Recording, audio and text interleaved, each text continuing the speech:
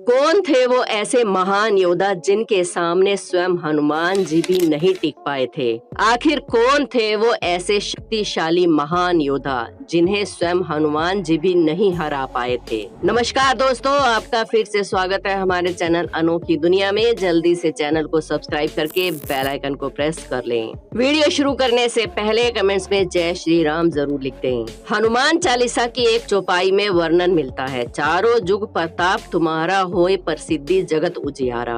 अर्थात हनुमान जी को चारों युगों में कोई परास्त नहीं कर सकता और ना तो उन्हें युद्ध में ही कोई हरा सकता है। लेकिन ये जानकर आपको आश्चर्य होगा कि एकमात्र ऐसे योद्धा थे जिन्होंने हनुमान जी को हराया था। तो चलिए जानते हैं आखिर कौन थे ये खास योद्धा। पद्म पुराण और स्कंद पुराण में एक खास कथा का वर्णन मिलता है। कथा के अनुसार जिस योद्धा ने हनुमान जी को हराया था वो कोई और नहीं बल्कि एक तपस्वी मच्छिंद्रा नाथ जी के नाम से विख्यात है। जी हाँ, मच्छिंद्रा नाथ जी जो कि एक बहुत बड़े तपस्वी थे जिन्हें मंत्र की सिद्धियां प्राप्त थी। इन पर स्वयं भगवान शिव की कृपा थी। ये जो कहते थे वही हो जाता था। एक बार मच्छिंद्रा नाथ जी रामेश्वरम आए और भगवान राम के द्वारा निर्मित राम सेतु को देखकर इतने ज्यादा भाव विभोर हो गए कि भगवान की भक्ति को मन में धारण करके समुद्र में स्नान करने लगे। तभी वहां पर वानर के वेश में उपस्थित हनुमान जी की नजर उन पर पड़ी। हनुमान जी जानते थे कि मच्छिंद्रा नाथ जी बहुत बड़े तपस्वी हैं। फिर भी हनुमान जी के मन में मच्छिंद्रा नाथ जी की परीक्षा लेने का विचार आया। परीक्षा लेने के लिए हनुमान जी ने अपनी लीला आरंभ कर दी और जोर से बरसात होने लगी। वानर रूप धरे हनुमान जी बरसात से बचने के लिए पहाड़ पर एक गुफा बनाने का झूठा नाटक करने लगे।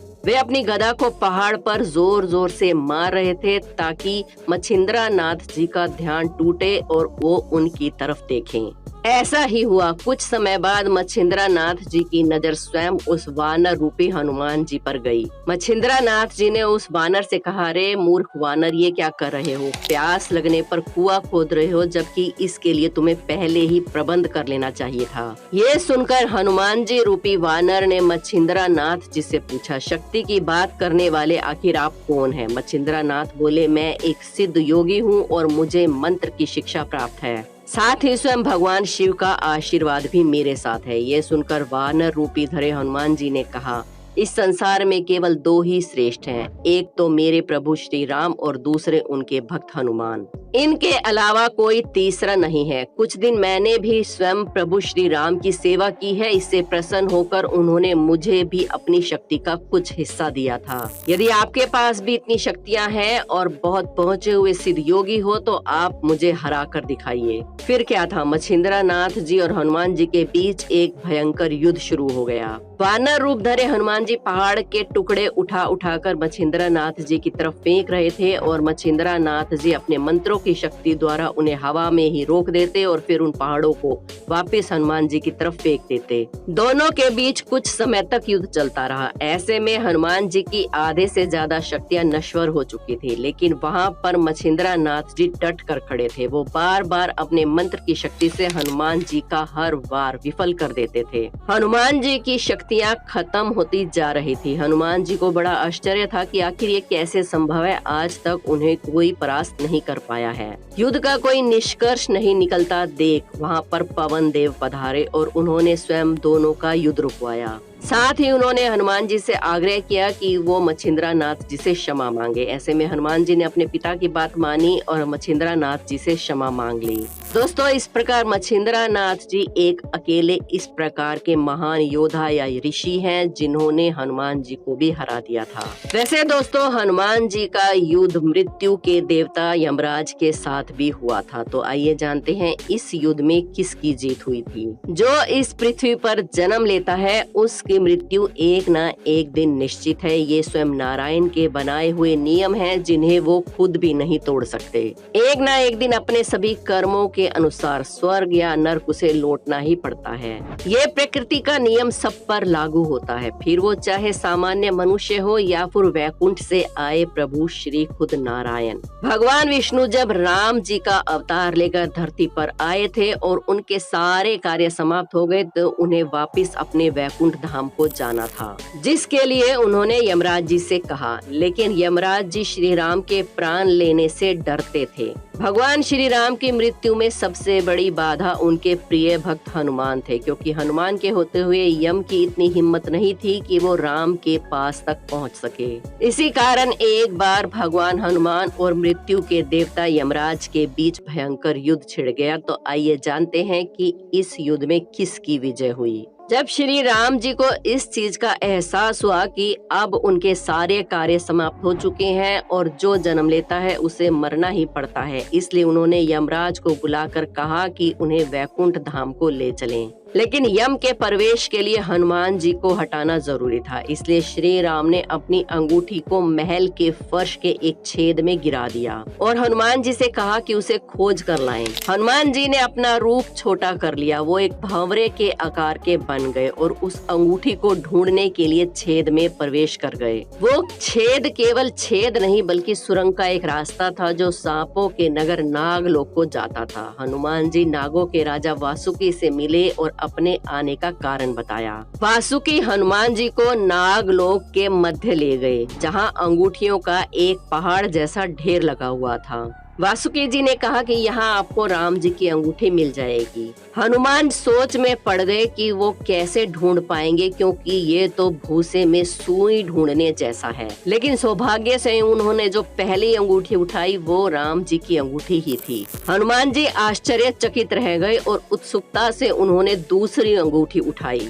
ये अंगूठी भी राम जी की ही थी। वास्तव में वो सारी अंगूठी जो उस ढेर में थी श्री राम की ही अंगूठियां थी, सब एक जैसी थी। इसका क्या मतलब है ये हनुमान जी को समझ नहीं आ रहा था। वासुकी जी मुस्कुराए और बोले कि इस संसार में जो आता है और सृष्टि के विनाश के चक्र से गुजरता है तो उसे एक दिन इस सृष्टि को छोड़कर वापस जाना ही होता है। हनुमान जी को वासुकी जी की बातें बहुत ही अजीब लग रही थी, लेकिन कुछ समझ नहीं आ रहा था। लेकिन वो इतना जरूर समझ गए थे कि उन्हें अंगूठी लाने के लिए राम जी ने यूं ही नहीं भेजा, इसके पीछे जरूर कोई कारण है।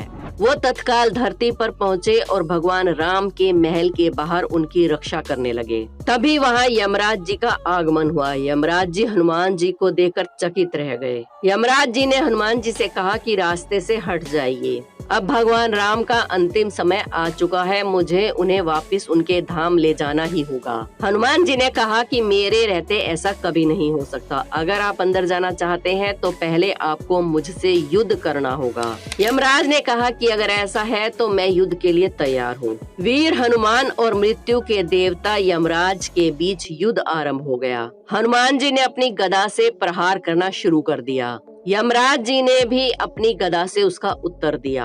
चारों दिशाएं गदा की आवाज से गूंजने लगी। सभी अयोध्यावासी वहां एकत्रित होने लगे। चारों ओर हाहाकार मचने लगा। इधर यमराज जी और हनुमान जी का युद्ध खत्म होने का नाम ही नहीं ले रहा था। ऐसा लग रहा था कि हनुमान जी या फिर यमराज जी किसी न किसी की आज मृत्यु जरूर होगी। हनुमान जी का गुस्सा 7वें आसमान पर पहुंच चुका था। उन्होंने यमराज जी पर बड़ी तीव्रता के साथ अपनी गदा से प्रहार किया। यमराज जी कुछ समझ पाते उससे पहले हनुमान जी की गदा उनके मस्तक पर जा लगी और यमराज जी मूर्छित होकर नीचे गिर गए। जब यमराज जी की मूर्छा टूटी तो उन्होंने देखा कि वहां पर श्री राम पहुंच चुके थे। भगवान श्री राम ने हनुमान से कहा कि यमराज को मैंने ही बुलाया है, अब मुझे अपने धाम वापस जाना ही होगा, मेरा जाने का समय हो चुका है। फिर भगवान राम ने यमराज जी से कहा कि अब आप मुझे दूसरे लोक ले जा सकते हैं। इस तरह यमराज जी रामचंद्र जी को लेकर वहां से अंतर ध्यान हो गए और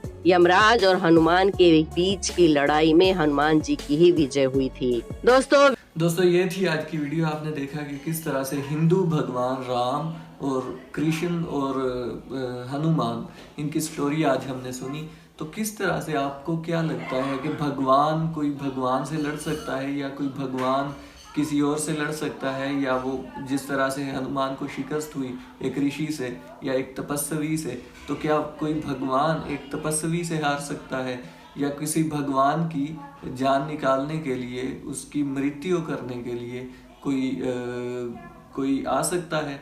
तो ऐसा बिल्कुल नहीं है। भगवान एक ही है, वो जिंदा है, वो हर वक्त जिंदा है।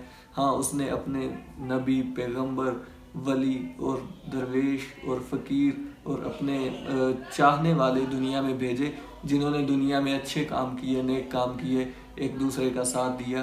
तो ऐसा कभी भी नहीं है कि भगवान ज़मीन पर खुद आए हों और उनकी भी मृत्यु हुई हो। अस्तगफिरुल्लाह, ऐसा बिल्कुल कॉन्सेप्ट गलत है। हिंदुइज़्म में अगर किसी को बुरा लगे तो माजरत ख्वाह है, लेकिन हकीकत से आप नज़रें नहीं चुरा सकते। तो आप खुद भी सोच सकते हैं, एक अल्लाह ने आपको दिमाग दिया है कि किस तरह से एक भगवान की मृत्यु हो सकती है। अगर आप भगवान राम को भगवान मानते हैं तो एक भगवान की मृत्यु करने के लिए एक कैसे आ सकता है जान निकालने वाला। तो ये सारी कहानियाँ हैं, ये सारी गलत बातें हैं। तो दोस्तों, ये थी आज की वीडियो। मिलते हैं नेक्स्ट वीडियो में, तब तक के लिए अल्लाह हाफिज़।